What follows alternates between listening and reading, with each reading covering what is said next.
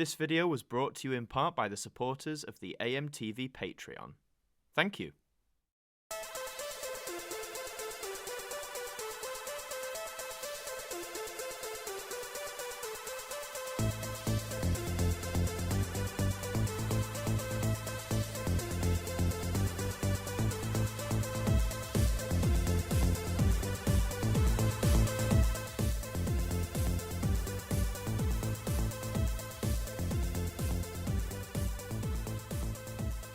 Hello everybody and welcome back to AMTV Radio, the Christmas special. And this is the podcast where I'm joined by a very special guest each time and we chat about whatever on earth we would like. And this time I am joined by an actor who has done everything from starring in classic Doctor Who to his most well-known role in Allo Allo. I am joined by Guy Signer. Thank you very much, Guy, for joining me on the show today.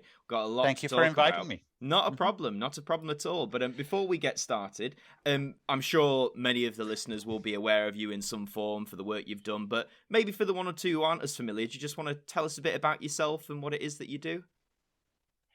Well, I'm an actor, pure and simple. I do a little bit of everything else, writing and producing and so on. But basically, I'm an actor. Yes. And you, as you said when you introduced me, I'm primarily known, I suppose, for Lieutenant Gruber in Allo Allo. Yes. Yeah. Also, I was in a classic Doctor Who series, the classic Doctor Who series, really. Yes. It's constantly voted everybody's favorite, but because of course nothing to do with me, but of course it had Tom Baker, so it's a team effort, as they say. Everyone has has a part in it. Indeed. Yeah. And was written, of course, by Terry Nation. You know, he came back to the BBC especially to write the genesis of the Daleks, to sort of go back to the beginning of the story, and so it's all those things that combine to make it really quite special. Yes. And people, even though I actually never saw it at the time, I've been persuaded to look at bits of it more recently, but actually at the time it was broadcast. Bear in mind, we're going back to the 70s, so you know there wasn't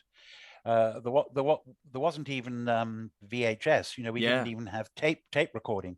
Never mind, you know, catch-up TV and video and DVD and all that nonsense. It didn't exist. Yeah. So you either saw it when it was broadcast or you didn't see it at all. And of course, when it was broadcast, I was working. I was in the theatre. A lot of actors say that, don't they? From back then, you know, they say, "Oh, did you watch it?" And you go, "No, because I was busy doing because it was on a Saturday night, which is like prime theatre time." And exactly.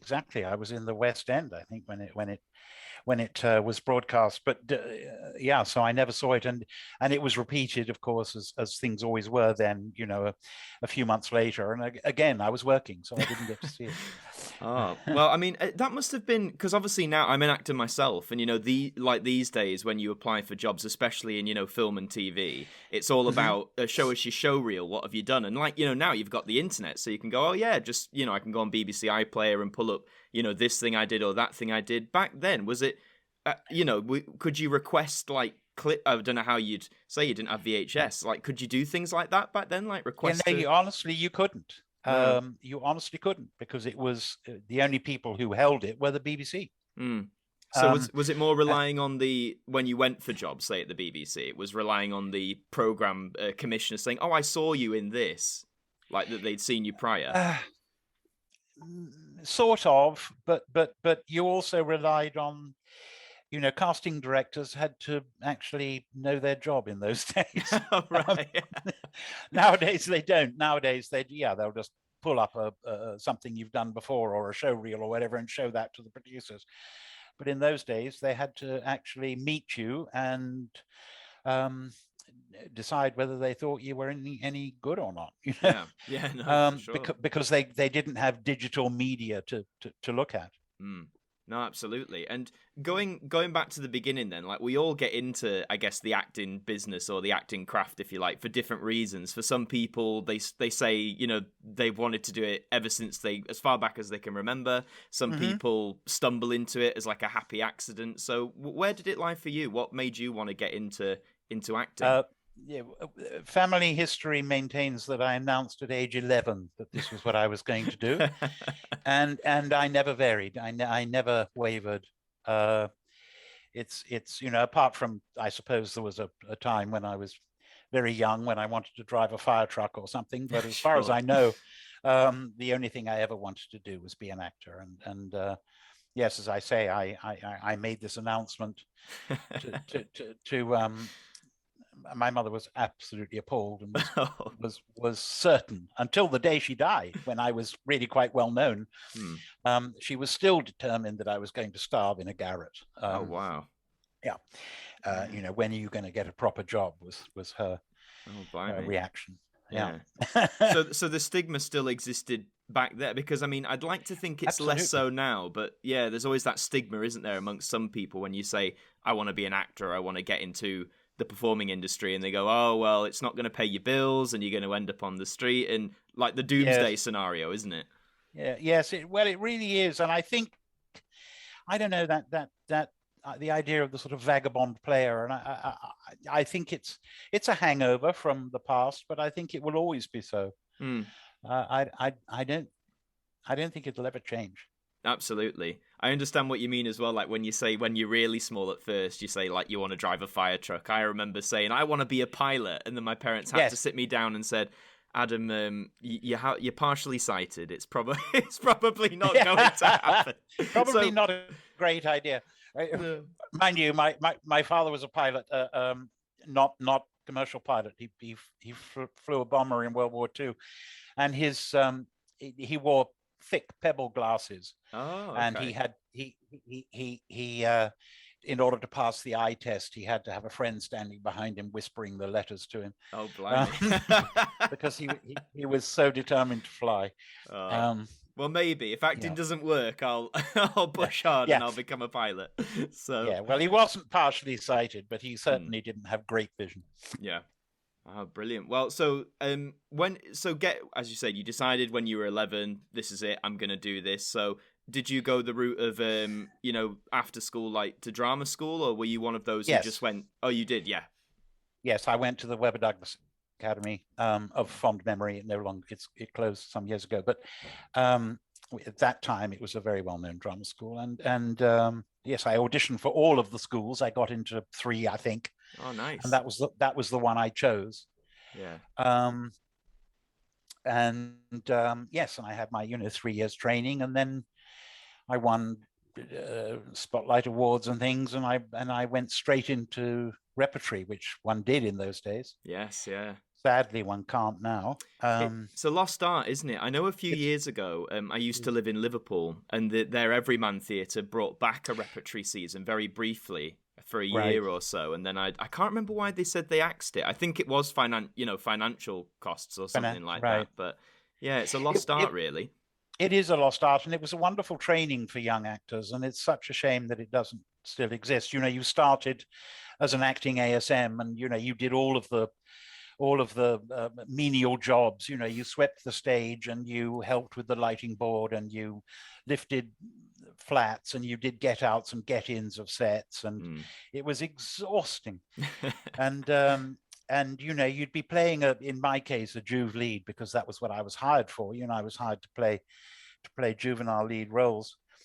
And you'd be playing this enormously exhausting part, and in the interval you were taking the iron out, which weighed a ton. The fire screen, for those who don't know what an iron is, winding this enormous handle for 5 minutes to get this enormous fire screen lifted, and then you had to go on again. You hardly had time to catch your breath. Yeah. And then when the show closed on a Saturday night, after the last performance, you spent probably the next 6 or 8 hours doing the get out. Yes, yeah. For the next show, starting the next week. Would you say it also really, like you said, a good learning curve, certainly for young actors, but do you think it also fosters that collaborative effort? Like they say, every member of the production is important, but it gives actors that experience of, oh, this is how you do a get out, and this is how you do this and do that. Absolutely. The two things here. One, I think it's terribly important. It's a lost art now, but it was terribly important that the actors, however well known they became or however successful they became, they knew everybody else's job and they had respect for everybody on the set. Mm. You know, I always say on a film set, you know, the lowliest cable guy, unless he's there doing his job, the camera is going to run over a cable and it's going to spoil the shot. It doesn't matter how well you're acting. Yeah.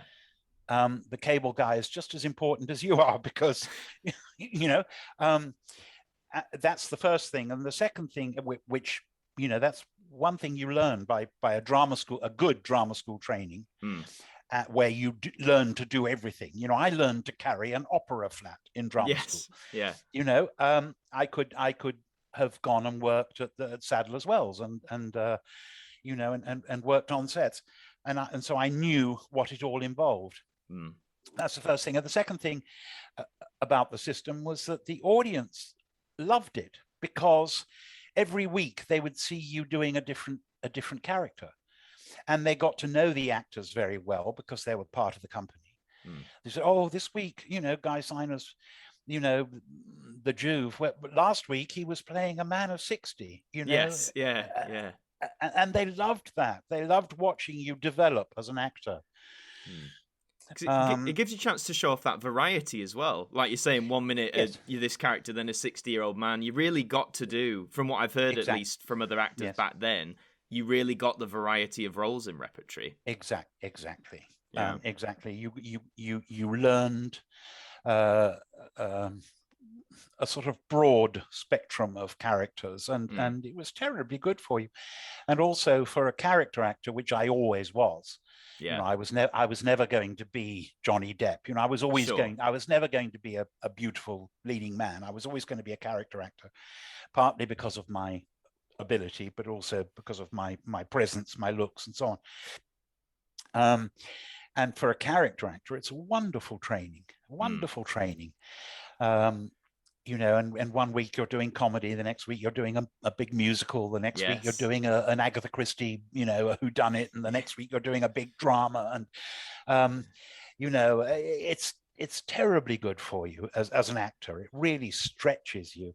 And also we had directors in those days. I started with a wonderful director called Ted Craig, who ran the Worthing Theatre Company, who looked upon a part of his job as training the young actors. Okay.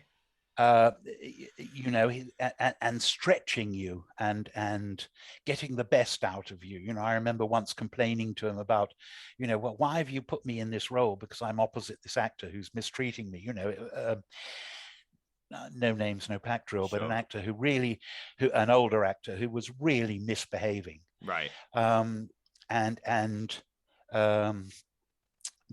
disadvantaging me on the stage in front of an audience quite deliberately, and upstaging basically. And I said to Ted Craig, you know, why have you put me in this position? And he said, quite deliberately, go out there and defend yourself, learn your job. Right. Yeah. And I did. If somebody tries to upstage you, fight back. Yeah, just upstage them even more. So yes. It's a little bit like it's a kind of bullying, I suppose, and it's a little bit like facing down the school bully. You know, yeah. If you whine about it, you will continue to be bullied. One day, if you put your hands on your hips and say, you know, go on then, you and whose army? Yeah. You know, you fight back, then it'll stop. Yes. And it's part of the learning curve because you meet people of all kinds and you know, there are some people who are, you know, you use the word very collaborative and who who wanted the best out of everybody, and there are other people who wanted the best for themselves. Oh yes, I've met some of them along the way. You see, we all have, Yeah. And it's really interesting. When I was living in Hollywood for many years, and I didn't work with him, alas, but I heard people talk about the wonderful Jack Nicholson, and Yes. one of the things they said about him was that he would work harder on his reverses than on when he was on camera. In other words, when he was behind the camera, being and the camera was focusing on the other person in a scene, he would work harder. And the reason is that the better he made you look, the better he looked in the final cut. Yeah. Also, he loves actors, and so he wanted you to be wonderful. Oh. He didn't want to disadvantage you in any way, quite the reverse. So, as I say, working harder on the reverses. And yes. There were cases where the opposite. Goodness, yes, quite. Goodness me, the opposite happened. Where I would do a shot. It happened to me once, where I was in a big scene with half a dozen other actors, and the focus was on all of them, and I was doing my Jack Nicholson impression, working as hard as I could to help them all and make them all look wonderful. And then, we had lunch, and the camera turned around on me, and they'd all disappeared. Oh. They'd all gone home. Oh. And the director had to say to him, I'm so sorry. Oh, all these young Californian actors who thought they were terribly important, and they'd done their bit, and so they went home. Yeah. The bare minimum, then off they go. That's off they go. And so I was working with half a dozen, PAs and lighting technicians and people standing in for them and reading in for them. It's pick and mix, isn't it? Sometimes you get a good bunch, and sometimes not. But that's how we've muddled through. So, as you said, you did the Repertory when you left drama school, and that was a good training. So yes, I did. I did a year in Rep. A year in Rep. Oh, nice. Yeah. Where was that, if you don't mind me asking? Worthing, the Connaught Theatre, Worthing. Lovely. Is that still standing? It's still standing, but it's just, I think it's just a touring house now. They have sort of film nights and tribute bands and stuff like that. Probably. Yes. Having worked front of house at theatres like that, yes, yeah. I know the. Well, they're all having to do that now. Yes, they are, especially after the last year as well. Yeah, Rep just doesn't work anymore. But yes, at that time it was a very active Rep, and had a studio as well. So we did studio productions too. Sometimes if you weren't in the main house, you were doing a studio show. Yeah. And I was there for a year. Did 22 shows in a year. Yeah, and then went straight into the West End. So nice. I was very, very lucky. Yeah, no, certainly. I mean, I guess some of the part of the business is luck in a way, isn't it? Like you said, you could be the most talented actor in the world, but you might not have that little twinge of luck on your side either. That is certainly true. I suppose it's like anything in life, any job. Who who you meet, where you happen to be at the right moment. When a job offer comes up. Yes, so that does come into it. The only thing about that is, if you do luck into a role of some kind, if you want to get on in the business, you'd better be able to do what you say you can do. Yes.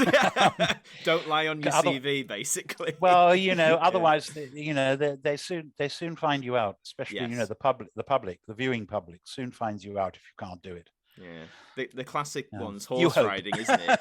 That horse riding's the classic anecdote. The story of actors saying, "Oh yes, of course I can horse ride." Yes, I can ride. Yes, and they've never sat on a horse in their life. Yes.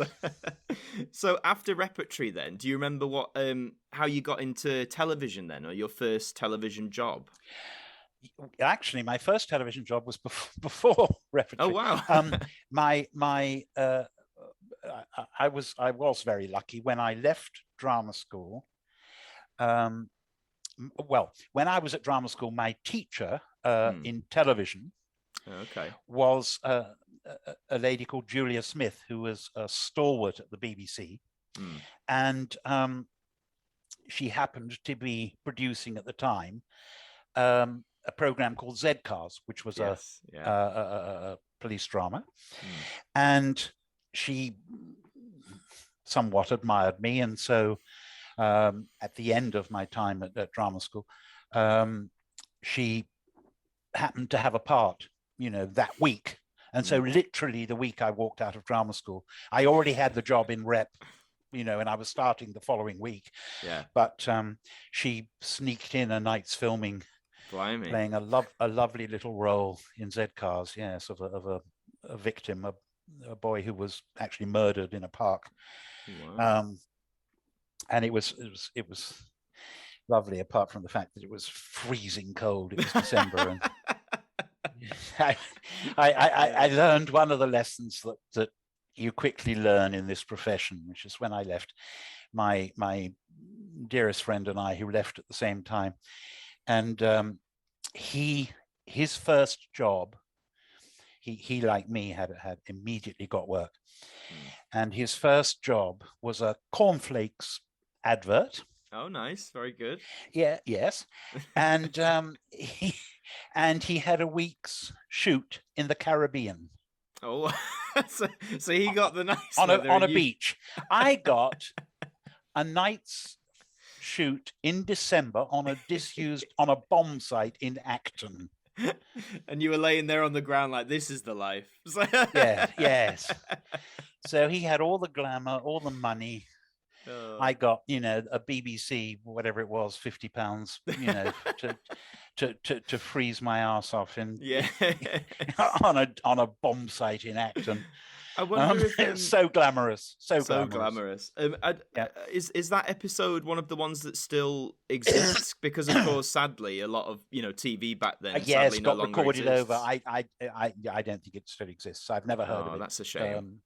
Yeah, it's a pity, but at least you remember it. You have that memory. But it's such a shame very of TV much of the so. old days. Very much so.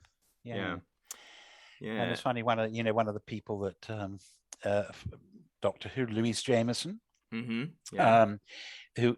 was a companion in Doctor Who, and later we became very good friends because our other halves were friends, and so we became good chums, and she had played one of the gang who had actually beaten me to death that night on the disused lot in Acton. We didn't know each other then, but later we became good friends. Yeah. Funny how these things start, isn't it? It's like, oh yeah, you're the one who beat me to death in Z-Cast. Yes, exactly. And I believe not long after that, on the topic, that was when you got the role in Doctor Who in Genesis of the Daleks. Yes, well, that was what, 75. So that was sort of 5 years later. I'd done a lot of theatre in between, but yes, that was my first sort of major role, I suppose. I'd done 3 or 4 small television parts, but so was that did you audition, or was that someone's recommendation, or for Genesis of the Daleks? No, that was I did an episode of a program called Softly Softly, which was another police drama with Frank Windsor and all sorts of wonderful people. It was sort of a spin-off of Z-Cars, I think. Yeah. And hugely successful. And I played a very nice little role in that. And the director was David Maloney.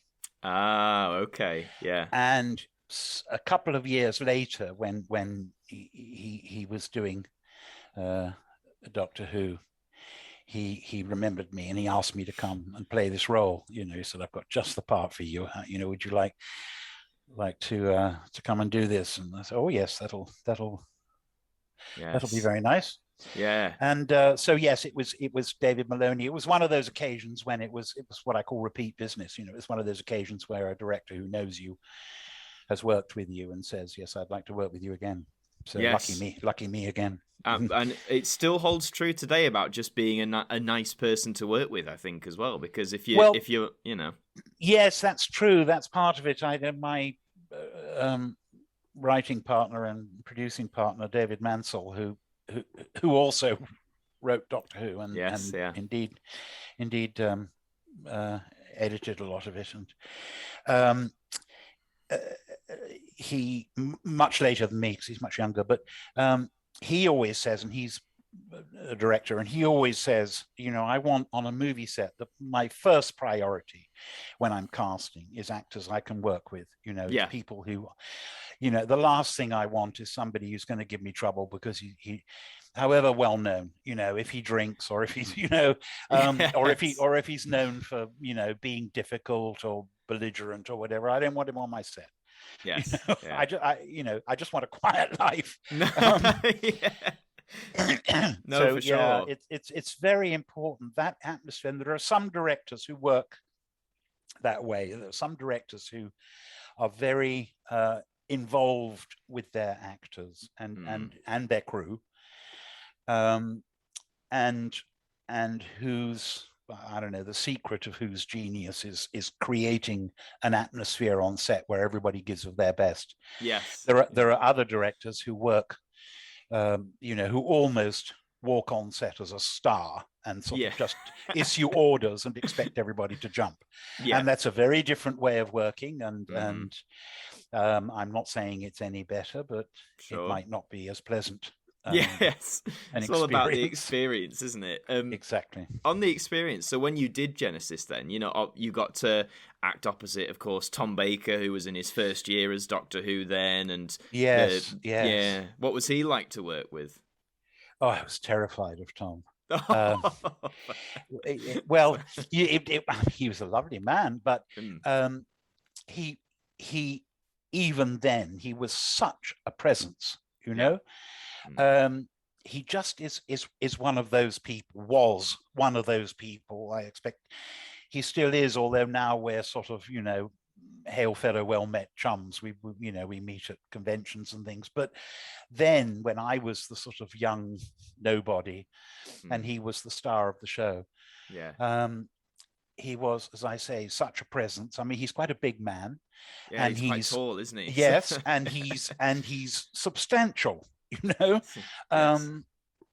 he has a presence as an actor, and of course, everybody deferred to him because he was the star and so on. Yeah. So yes, I was there to learn. Yes, that's for sure. Yes, that's for sure. I'm working with a star here, and I need to mind my P's and Q's. Absolutely, yeah.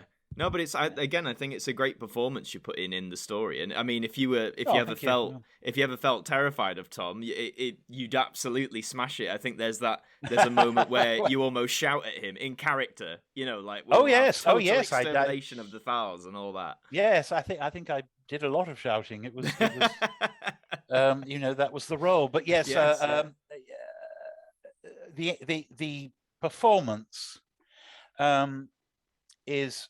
is somehow separate to, you know, you asked me about how I found working with Tom. Yes. And in character, of course, that's quite different. Of course, character, I wasn't frightened of him because my character was very while young, and it turned out incredibly vulnerable. He thought he was very dominant. Yes. So that's what I had to play. I couldn't possibly play, you know, being in awe of Doctor Who because Guy Siner was in awe of Tom Baker. Yes, absolutely. You know, the character and the actor are two quite different things. But what I liked is when we first see your character in the story, like you say, he's very much that wild, youthful, sort of feels he's invincible. He's been indoctrinated into this, you know, into the regime that's going on. And what I like is, as it gradually goes on, I think there's that moment where he begins to get a bit doubtful of, you know, what's... Yes. And I love moments like that in any sort of drama where you have someone who, at the start, is completely, you know, in this thing that you can tell is destructive, and then it's about gradually trying to unravel them and Yeah, I love and I'm glad they took the time for that, because I mean, I guess in classic Doctor and in new Doctor Who to some extent, there's so much going on. They're like, right, we've got to keep moving. But I like the fact they took time for your character to, have that moment of, right, we're going to slowly unravel it, and yeah, and as you say, very vulnerable. I think David Maloney was very clever that way, and it is interesting now, although we didn't think about it a lot at the time. Yes, I don't think it was interesting how it reflected the sort of the Hitler Youth. Yes, yeah. Of only a few years before, let's face it. Yes, no, for sure. Where there really were boys like that, who were promoted into positions of power in the army and thought they were important and invincible, and had been indoctrinated into beliefs that were odious to the rest of us. Yes, yeah, completely. So, and after that experience, as you said, unfortunately, you weren't able to see it at the time because you were working, which on one hand is fantastic, because an actor always wants to be in work. Yes, yeah, of course. Were you ever asked, or did you ever want to do Doctor Who again, or was it very much at the time of, I've done that job now and I'll, onwards to the next thing? Yes. No, I have never been asked to be in it again. A lot of people have sort of suggested it, but not the producers of the show themselves, which is a pity. But at the time, it wasn't in any way special. It was just a job. Sure, absolutely. I know in retrospect, especially because it was written by Terry and so on, and because Tom was the Doctor Who at the time, in retrospect you realize that it was quite a landmark job. Yeah, but at the time it wasn't. It was just another job. It was the next job. And when it was done, I went on to whatever I went on to next, which I can't remember. I probably in the theatre. Yes. And I didn't think any more about it for 20 or 30 years until people started to say, you do realize that this was a classic. Yeah. And we want to interview you about it. And I go, really? Yes. And by that time, of course, Doctor Who, the concept, the creation of Doctor Who had taken on a new life and become something different from what it was at the time. Yes. It had become a classic in retrospect, and the new series of it had developed a life that the original Doctor Who had never had. Sure. Yeah. And the original series, the early series, plural series, the early series had suddenly developed a sort of cult status, which is lovely, but they certainly didn't have that at the time. Yeah, sure. It makes me chuckle when at like conventions and stuff, sometimes they'll have actors like yourself or other members who've been in Doctor Who, like, say one story as a job, and they'll say, were you aware at the time you were making the greatest Doctor Who ever? And like you just said there, they're like, no, I was doing a job, I was just I needed to pay my bills. I had to work. So it's true. It's true. It was just what came up next. Absolutely. Yeah. And do you follow the series now at all? No. That's fair. That's fair. It's not for everyone. So I don't. No, it's not. You see, that's the other thing. People say, you must have, thought it was so because you've been in it once, you must watch it all the time. Yeah. To be in a classic like that. And I thought, no, it's not. It's actually that was the other thing. It's not really my thing. Sure. Sort of sci-fi, and yet I became sort of famous at one time.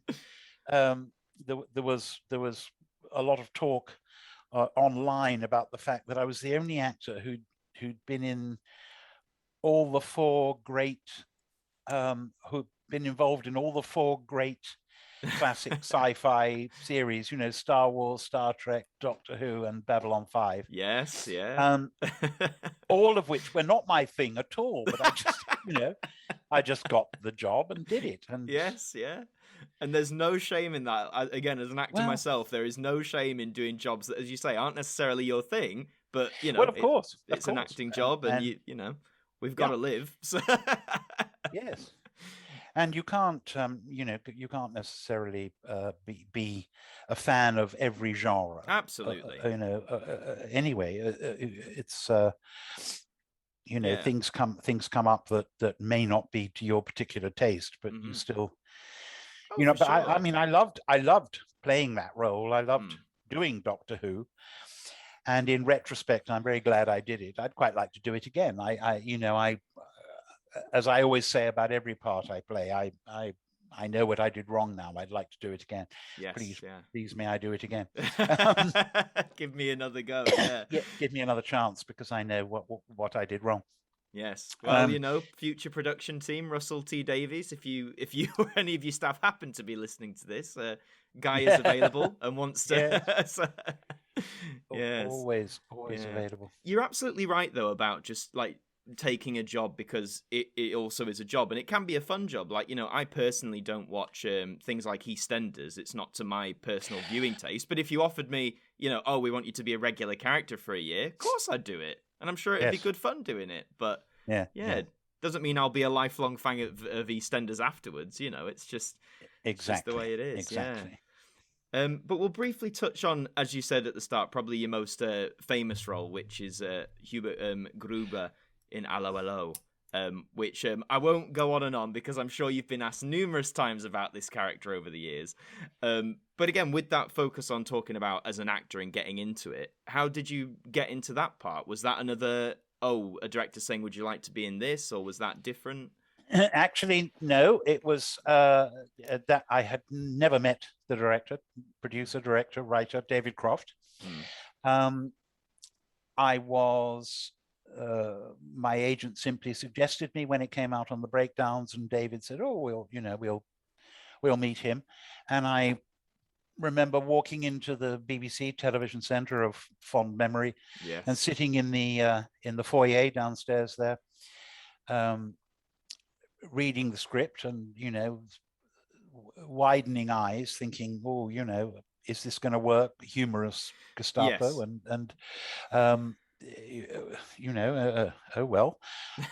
This is David Croft, and he wrote Dad's Army after all, and he must know what he's doing. And I went upstairs and met David and read several bits of the script, and got on very well. And half an hour later, walked out with the job. Nice. The only time it's ever happened to me in my career. He literally, as I got up to walk out, he said, "The part's yours if you want it." I said, "Yes, please." And but again, it was, although it was David Croft, and yes, it was a pilot for a new comedy series, and one always has hopes and all that. But again, it was really just another job. Yes. At the time, one had no idea what one was what one was becoming involved with. Yes. We didn't know for more than a year. One, whether it was going to series. Yes. Because the BBC didn't make a decision. And two, whether we would be in it. I mean, I didn't know whether Gruber would be a running character. Yes, no, of course. As far as I knew, it was just one joke, the gay joke. Yes, yeah. And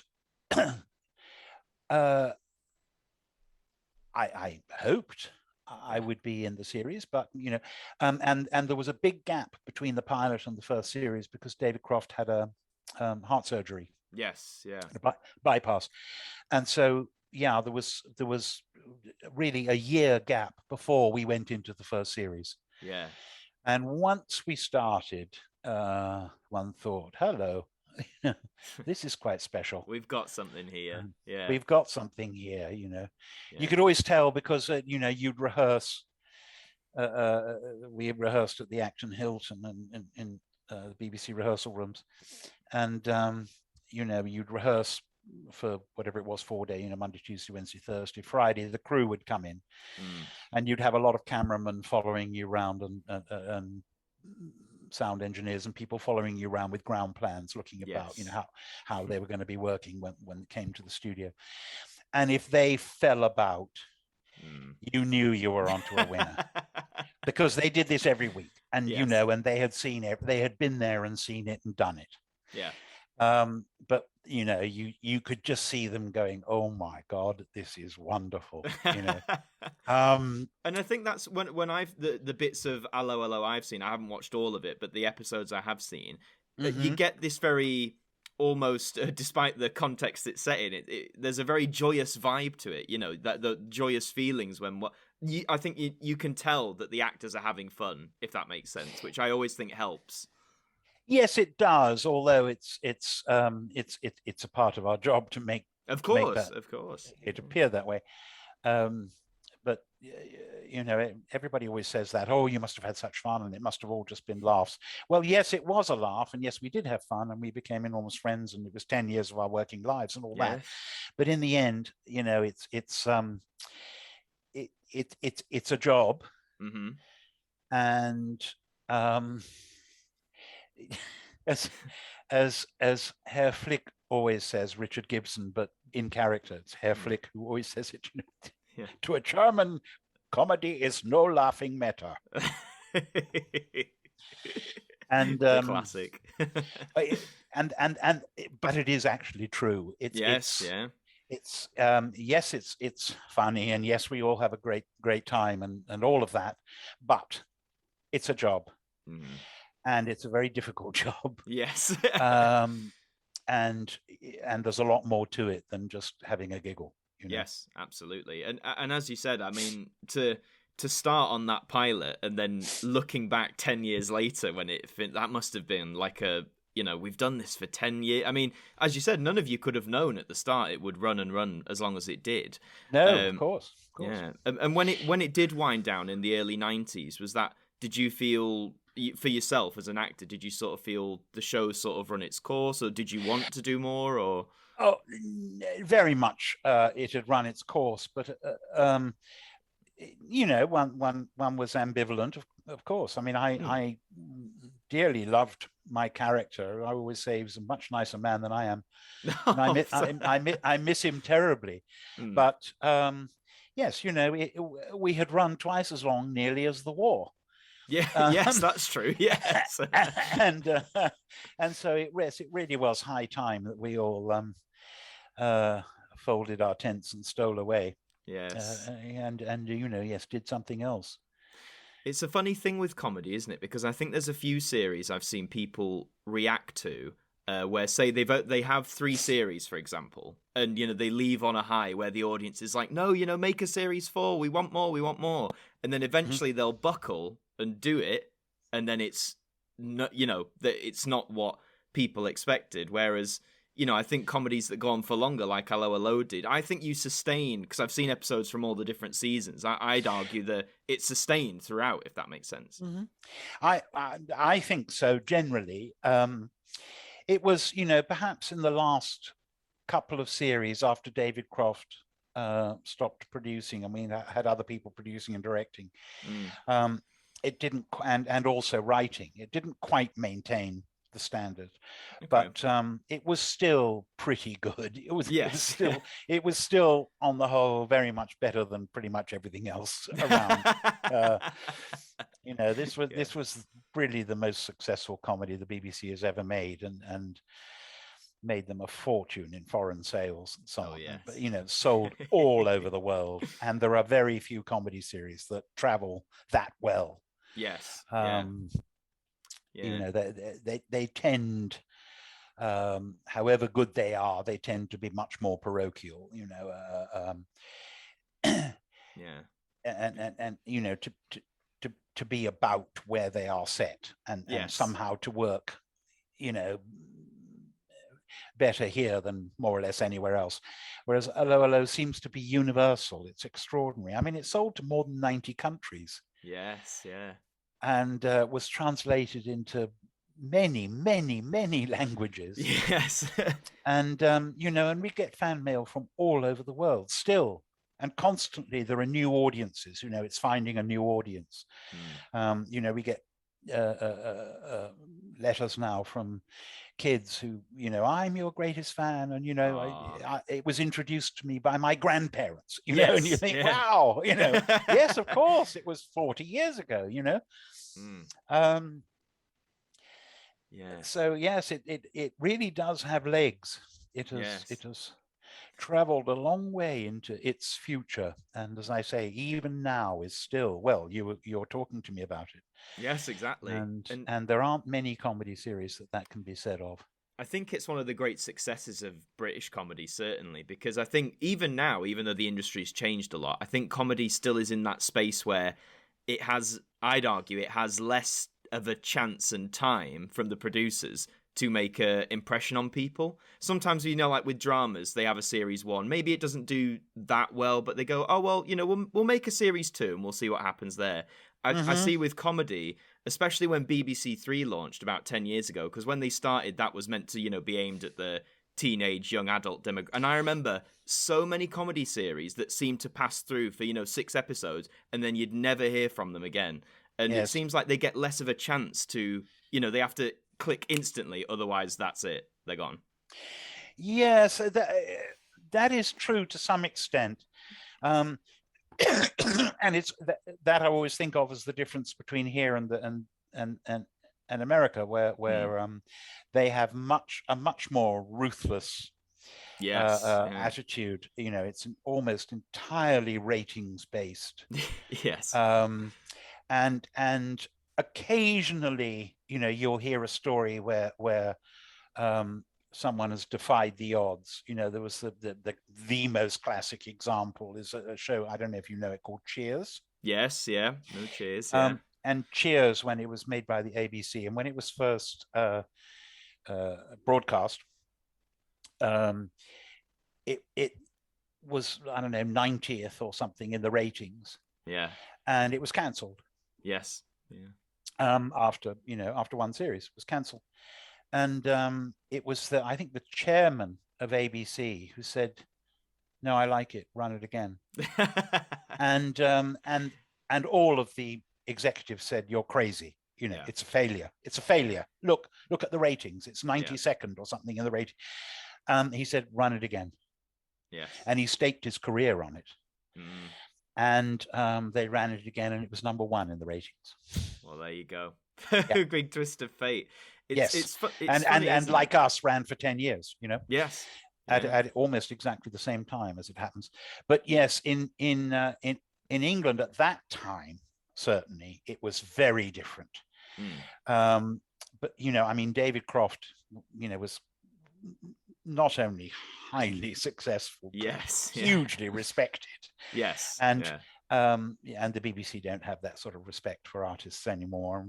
When David went to the BBC at the beginning of the year, they would come to him with a schedule and say, how much studio time do you need, sir?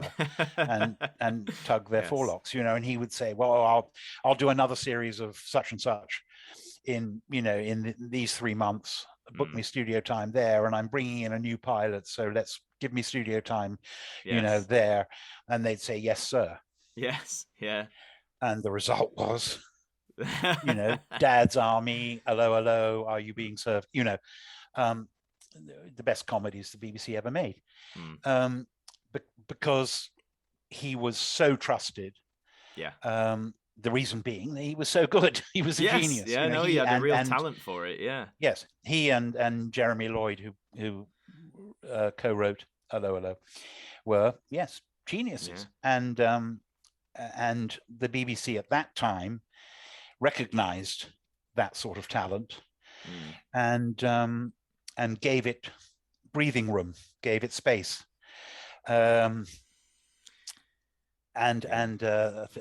Yes, as you say, things are probably a bit different now, which is a pity. Yes, yeah. Well, I'm just glad that, well, at the minute, time of recording, touch wood, Allo Allo hasn't been subjected to, because it seems in the, not just TV, but in film, it's all about remakes now, isn't it? It's all about remakes and revised versions and capitalizing on nostalgia. So I'm kind of glad, again, touch wood currently, that Allo Allo hasn't at least as far as I know, hasn't been, they haven't redone it, have they? They haven't tried to make a new one. No. It was discussed. Oh, right. At the time when they remade Dad's Army and Are You Being Served, do you remember they did? Oh, they did that little season, awful, didn't they? Yeah, the season. Yeah. And Allo Allo, of course, came up because it's the most successful of all. And they decided not to do it for reasons we needn't go into. That's fair enough. But basically political correctness. And sure. And I breathed a huge sigh of relief. And when I watched the efforts, the other shows that they tried to do again, I immediately saw why I had been so glad that they hadn't subjected our show to that, because I think it cheapens the currency. Yes. Yeah. I think something like that is much better left alone.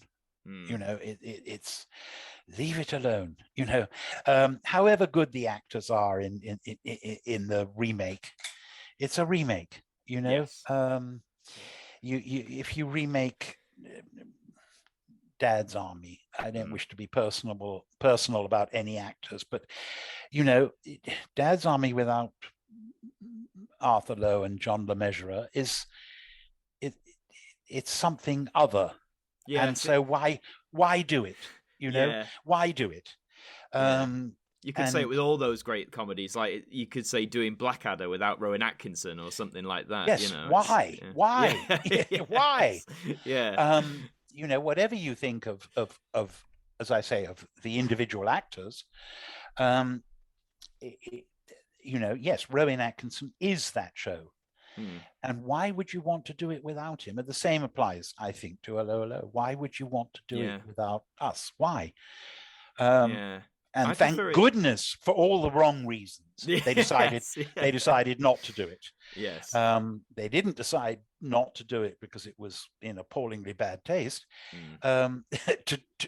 To try to remake it, they decided not to do it for reasons of political correctness, which is fine by me because they decided not to do it. Yeah, so full stop. Yeah, that's it. That's yes. Done. And there's nothing wrong with a spin-off, if you like, which it sounds like you're talking about, rather than a remake. Frasier. Yes, was a spin-off of Cheers, and it was wonderful. Yes, wonderful. But it wasn't a remake. No, they didn't try and remake Cheers without Ted Danson. You couldn't. You couldn't do. No. And without George Wendt, as Norm Peterson, you could not do it. No. And why would you? But the spin-off, taking one of the characters and putting him into updating him in a modern situation, moving him to another town, and he's the same man, but in a different situation. That's fine. Absolutely, that's fine. Nothing wrong with that. But trying to do a straight remake where you recast and do the same show over again. It's just trading on nostalgia without any of the substance, any of the core of what the original was, really, isn't it? Exactly. That's very well put. And I think it's also, it's not only, well, to me, it's cheap, but it's also lazy. Yeah, because you think surely you Dad's Army was funny. Let's do it again. Yeah, yeah, exactly. Yeah. Well, Yeah, you'd sort of think they'd come up, hey, have we got any original ideas? Hey, original ideas are nice, but do you remember that show Allo Allo? Oh, yeah, let's just do that, Yeah, let's just do that again. Yes. They tried, at one point, there were various American companies that tried to buy it, the format. Oh, okay. And David was wonderful. He just said, "You want to buy the show? Buy the show." Yeah, yeah, buy it what we've made. And they go, "Oh, it's so funny. We want to buy it. We want to, buy the format, and we'll remake it." And you go, "No, either you buy the show or you don't." Yeah, yeah. And why would it be any better if it was made in Hollywood, with different actors? Why would they do that?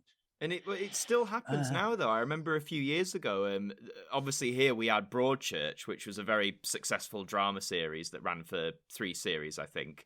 David Tennant and Olivia Colman. And I remember, I think for that first season, the Americans said, we like it, but like you just said, but we'll do it in our way. But they got David Tennant and Olivia Colman to go out there and basically, and they called it Grace Point, I think, but they basically did the first series of Broadchurch, but they changed various aspects of the format. And I just, you just sort of think Broadchurch is good on its own. Why just buy the first series of Broadchurch? Yeah.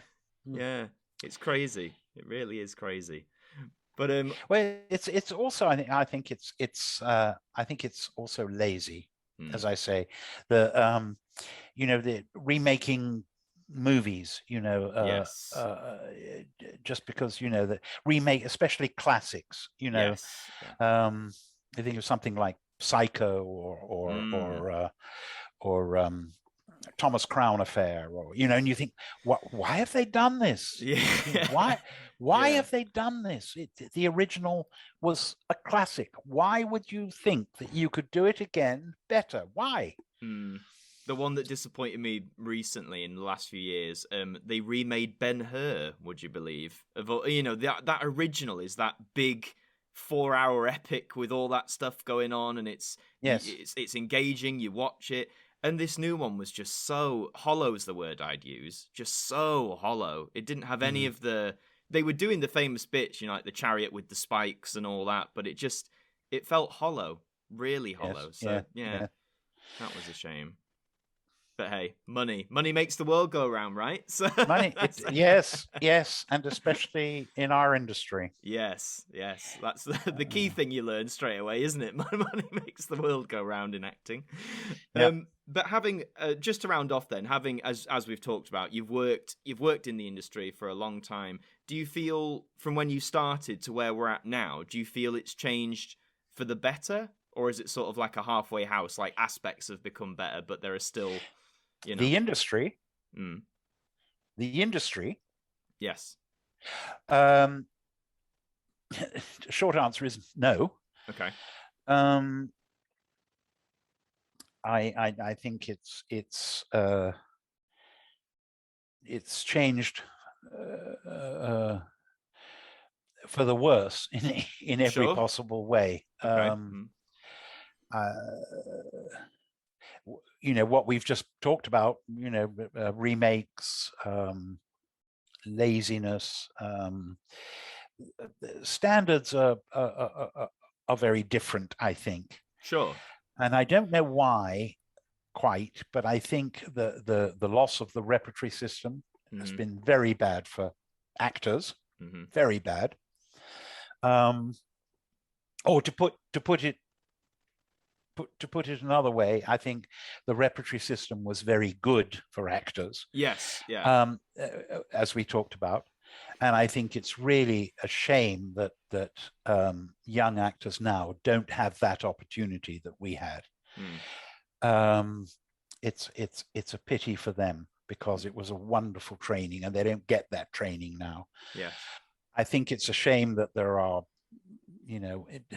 500 drama schools turning out actors for whom there is no work, and I'm sorry to use the phrase, but in my day, sure, there were basically 5 drama schools. Yeah, and there were half a dozen other very small ones, but there were 5 major drama schools. Yeah, and they were turning out all of the great young actors of the generation.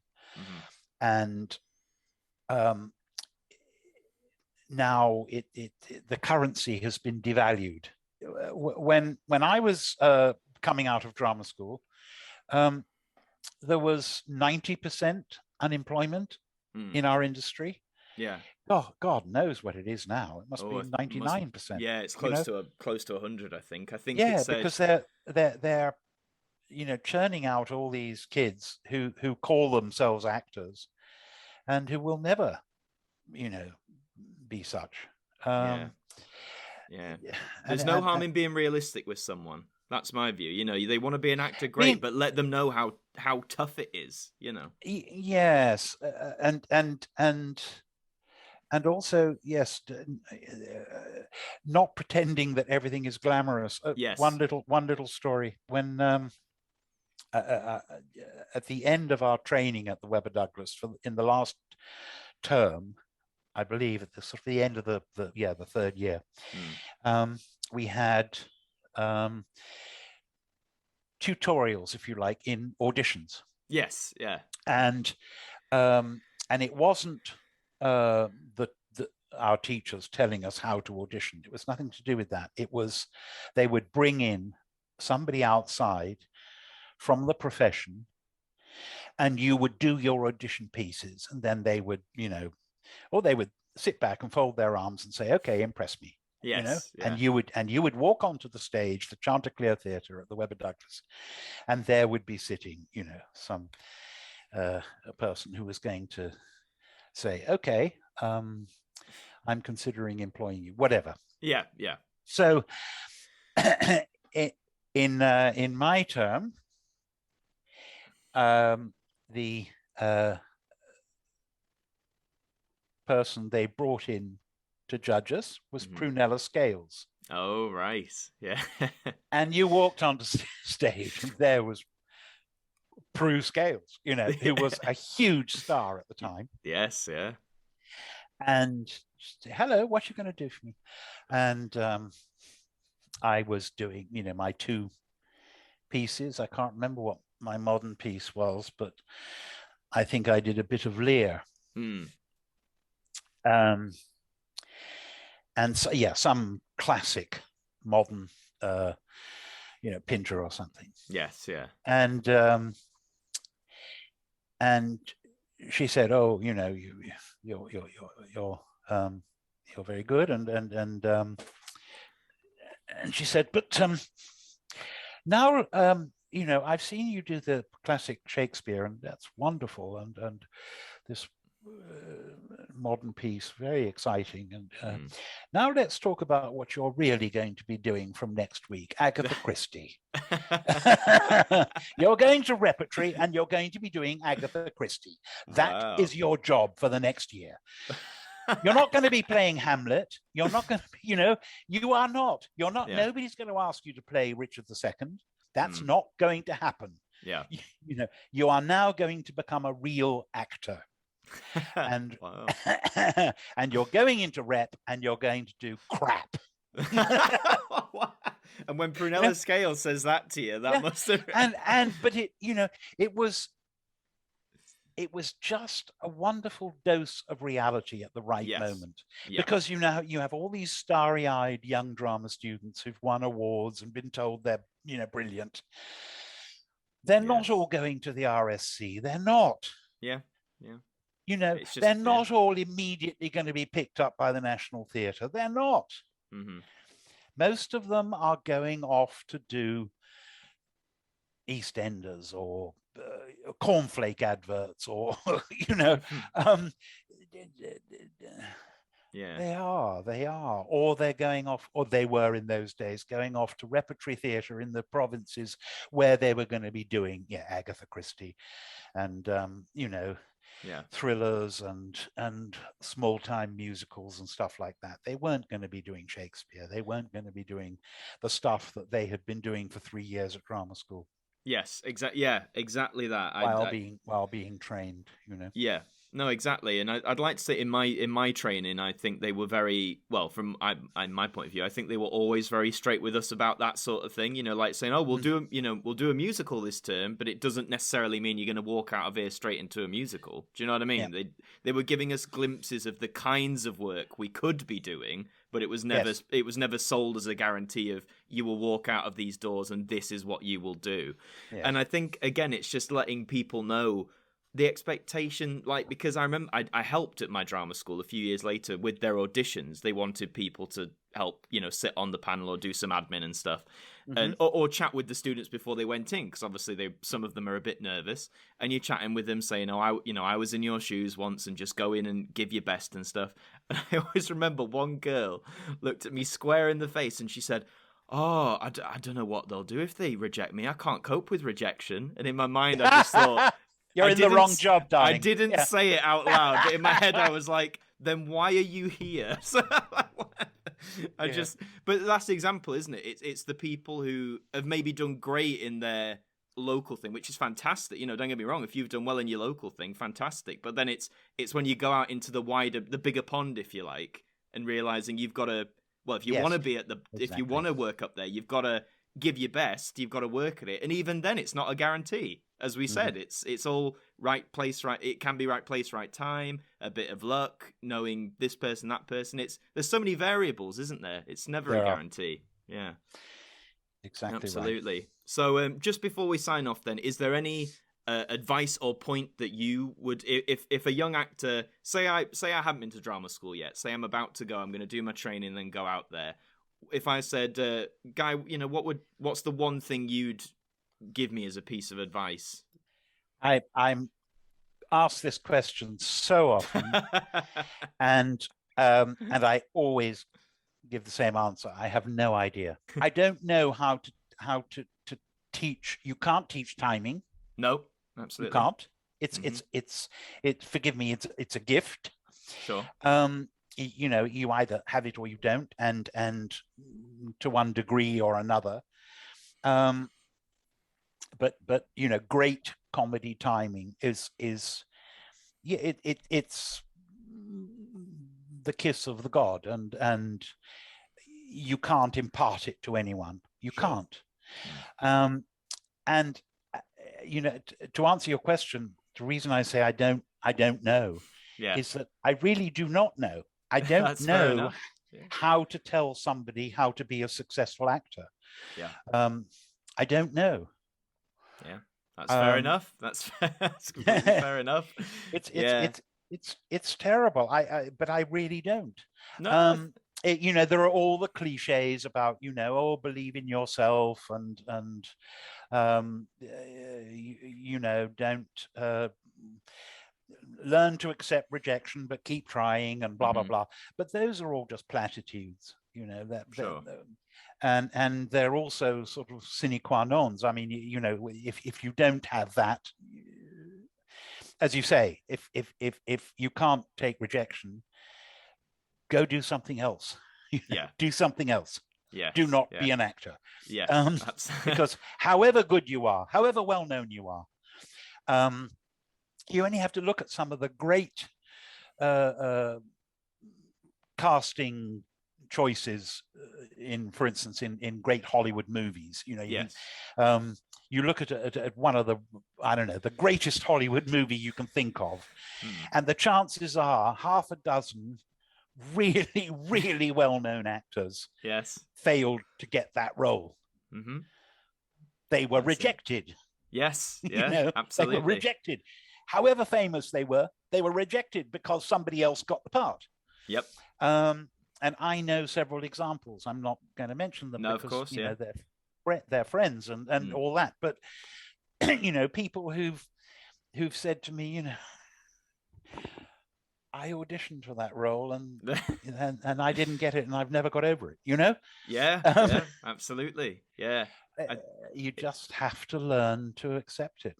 Yes, for sure. And to any listeners, look at your favorite, say, Hollywood actor, like right now, currently, and I think we can guarantee you, at some point in their career, they have been told no to a part, or been told, "Really sorry, not this time." Yes. And we all make bad decisions, of course. There are cases, on the other side where an actor has looked at a script and said, "Nah, pass." And then they've really regretted it. And then they go, "Oh no, oh no." It's all part of the learning curve, as they say, all part of the journey. But it's part of the business. Absolutely. Oh, well, Guy, this has been... I've really enjoyed this chat, honestly. It's been about your work. So have I. Thank you. No, thank you for coming on. Before we go, is there anything you'd like to shout out? Any websites or anywhere people can check out some of your work? Oh, you've frozen up. No, I'm not selling anything. Absolutely nothing to sell. I have, I'm not selling a particular movie at the moment or anything. I'm always working, but planning for the future, really. And movies that are coming out, but nothing I want to particularly talk about. That's valid. Yeah, no problem. So I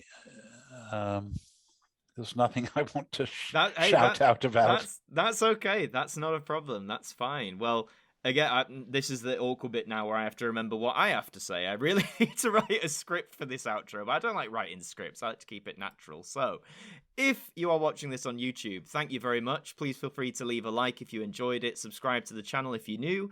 Let us know what you thought in the comments. If you're listening on somewhere like Spotify, Apple Music, if we're in your ears, in your headphones, hello. Hope you've enjoyed this chat. Give us a follow on Spotify, whatever the word is. I've always say this. They need one uniform word for follow, because on Spotify it's follow, and then on another thing it's join, and on another thing it's like. Bond or something. Yeah, it's just, can we have one uniform word? It'll make this so much easier.